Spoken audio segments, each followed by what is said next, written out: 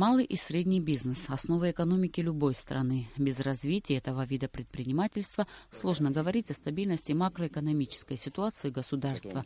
Всесторонняя поддержка малого и среднего бизнеса должна быть приоритетным направлением государственной политики. Учитывая этот факт, в 2015 году правительство Республики Абхазия запустило государственную программу кредитования малого бизнеса. Для реализации данного проекта в Национальном банке был сформирован кредитный ресурс в размере 200 миллионов рублей.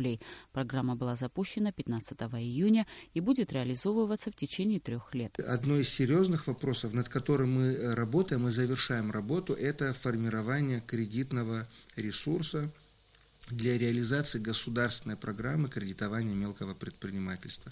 Для этих целей из средств субординированного кредита, помните, я вот говорил выше о том, что у нас невостребованный остаток есть, да, в районе 200 миллионов рублей, мы планируем запустить эту программу с 1 июня. Ближе к концу мая будут объявлены условия получения кредита, банки-партнеры, которые будут участвовать в этой программе. Суммы уже определены сегодня. Это суммы 2 видов: до 1 миллиона рублей кредит или до 3 миллионов, не более. То есть это мелкие такие объемы, для экономики, не средний, не крупный бизнес, понятное дело. И определена ставка, что это будет ставка 12% годовых или 1% в месяц для получателя кредита. По словам Беслана Барателия, 70% данной суммы отпущено в виде кредитов до 1 миллиона рублей сроком на 2 года.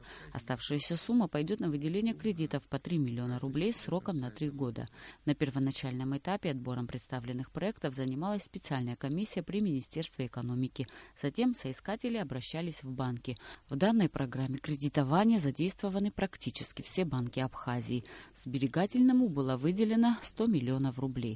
У нас в Сбербанке были кредиты, связанные с сельским хозяйством, поэтому у нас особого выбора не было. Мы рассматривали все заявки, которые касались сельского хозяйства. То есть в данном случае соискателям этих кредитов выбора особого не было, все должны были обратиться в отделение Сбербанка. На сегодняшний момент мы выдали на 42 миллиона этих кредитов. Был очень сложный отбор, проходили они двойную комиссию. С одной стороны, нужно было собрать документы, и они должны были соответствовать требованиям кредитования Сбербанка. И потом, после одобрения кредитного комитета, еще требовалось одобрение Центрального банка. Вот такое одобрение получили люди. На 42 миллиона мы выдали кредит.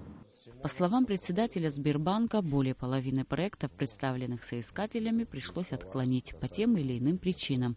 Ставка кредитования для тех, кто занимается развитием сельского хозяйства, составила 6% в год. Конечно, это, наверное, все-таки немножко рискованно, давать деньги людям, в том числе, которые начинают бизнес заново.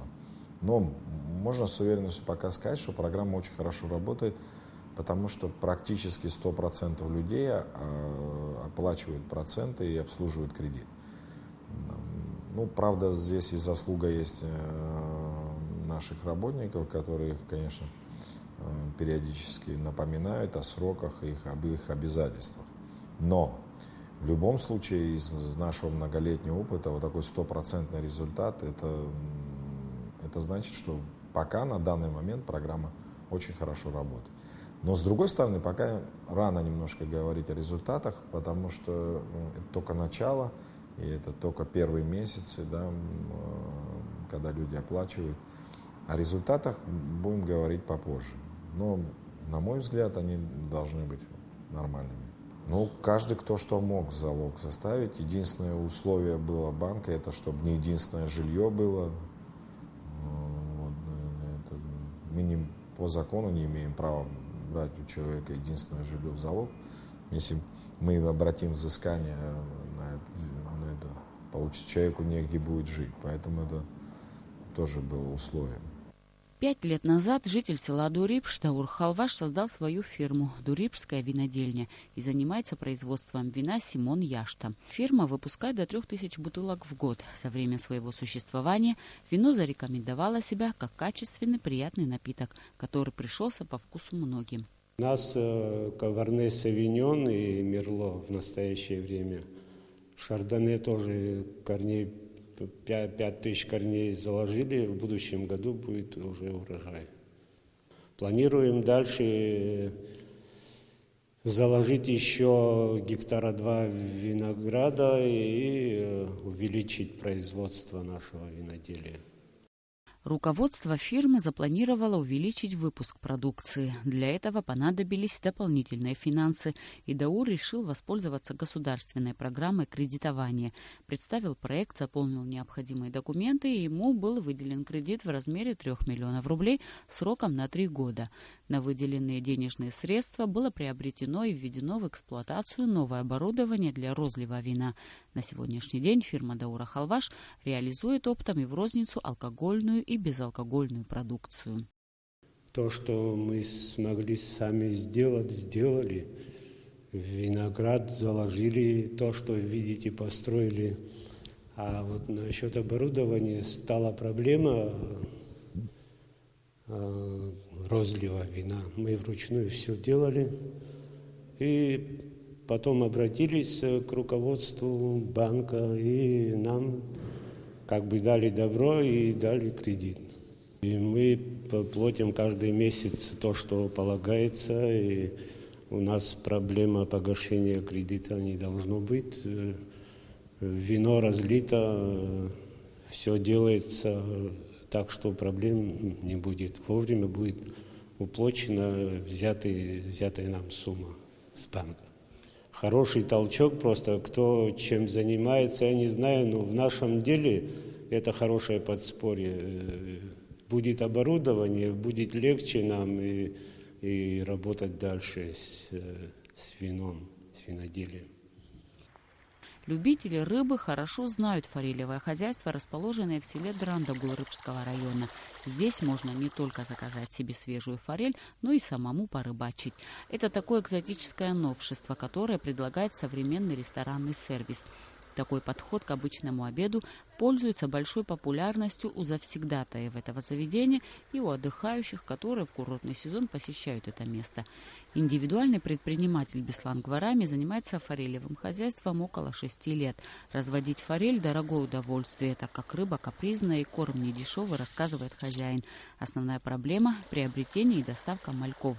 Для того, чтобы решить эту проблему и в дальнейшем расширить свое хозяйство, Беслан Гварами взял кредит у государства на сумму 2 миллиона рублей сроком на 3 года. Кредит взяли, чтобы малек не покупать, не мучиться. Когда хотим, не получаем. Чтобы сами снимали. Вот инкубатор закупили, с Голландии привезли. 2 миллиона кредит взяли. И хотим самим запустить это все. Вот что-то в этом году зима суровая была, не успели. Я должен был в декабре запустить.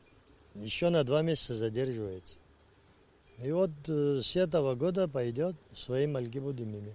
Да, ежемесячно проценты плачу. А так вот 2 миллиона на 3 года, 6% годовой вот кредит взял. Почему работа идет вот на месяц, что есть, нету, все равно платим. Уже вот с сентября платим, и проценты идут. Конечно, выход. Нормально, я считаю. 6% это немного. Но у нас и бизнес тоже идет, я на это надеюсь. Если вышеупомянутые предприниматели взяли ссуду у государства для расширения уже налаженного бизнеса, то Эрик Сабеки начал с нуля. На закладку орешника и разведение крупного рогатого скота предприниматель Сабеки взял в банке 3 миллиона рублей с 6% годовых сроком на 3 года. В настоящее время он уже огородил 10 гектаров земли в селе Дзукта Сухумского района. Посажено около 4000 корней мандарин и около 200 корней хурмы. К месту, где планируется посадка построить птицеферму, а в будущем и ферму для крупного рогатого скота, провели свет, водопровод протяженностью в 1 километр. Приобрели 2 трактора, восстанавливают дом для рабочих. Конечно, для всех этих расходов недостаточно 3 миллионов, поэтому вложились собственные средства, рассказывает предприниматель Эрик Сабекия. Но тем не менее, это шанс для начала собственного бизнеса. Единственное пожелание – продлить срок возвращения кредита до 5 лет, так как первые 3 года уйдут на подготовительные работы, а хозяйство начнет приносить плоды только на 4-й год, говорит он. В сегодняшнем репортаже мы рассказали вам лишь о некоторых интересных проектах, реализуемых с помощью государства. Совсем скоро Национальный банк Республики Абхазия запускает новую программу, связанную с кредитованием торговых предприятий. Это очень своевременная вещь. Почему сейчас все вы знаете, введен НДС у многих мелких торговых организаций, да и у крупных тоже. Нехватка средств. Да, и вот в этой части мы как-то их поддержим, чтобы они смогли продолжить свой бизнес. Тоже будет очень четкая программа, и будет тоже жесткий отбор, но в любом случае, кто его пройдет, для него будет польза, и это будет работать. Что касается еще по работе, мы, как вы знаете, как я уже ранее говорил, мы занимались только по программе СМП, субъекты малого предпринимательства, только сельское хозяйство. Но на сегодняшний момент снят с нас запрет, и мы рассматриваем и другие заявки, уже не связанные с сельским хозяйством. У нас на рассмотрении около 10 заявок, и вот тоже в ближайшее время, наверное, мы их выдадим, это уже будет уже в другой сфере, то есть не в сельском хозяйстве, тоже будем ждать результатов. Абхазское телевидение впредь будет рассказывать телезрителям о ходе реализации государственных программ в поддержку малого и среднего бизнеса. Эсма Джикерба, Роберт Ломия, Саида Гуха, Артур Каландия, Абхазское телевидение.